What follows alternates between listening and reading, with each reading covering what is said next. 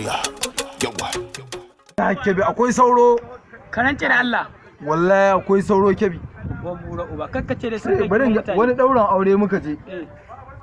In gaya ma. Muna bacci. Dare zuwa saye in gaya ma. Aka tsinto mu da kaci. Ka san wa kai.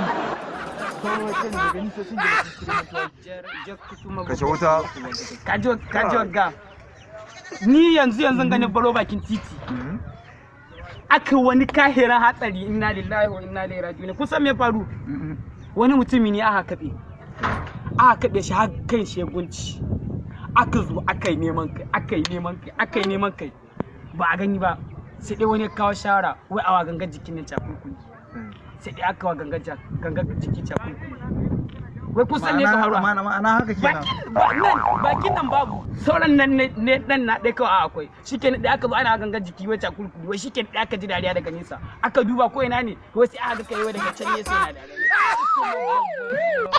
yau mun ga abu al'adu to kuna ji na faru jiya da daddare na kwanta bacci misalin karfe 2 na dare sai na tashi sai nake jin hayaniya waje ko da nake jin hayaniya waje sai na ɗauko tattalin hito domin in duba su waye sai na zo na ga banga kowa ba na haska banga kowa ba sai na koma kuma na koma na kwanta kenan sai nake jin hayaniyar da na ji a ɗazu kuma duk kai baka ji yanzu ta ma ban ji tsoro ba mana ta yanzu ta ma fi ta ɗazu na ƙara hitowa again ko da na zo sai na duba kuma banga kowa ba in daga kai sama yake da wuya ko da na daga kai sama sai na ga ashe jirgin sama ne ya biyo ya laƙe mutanen ciki sun hito tana turawa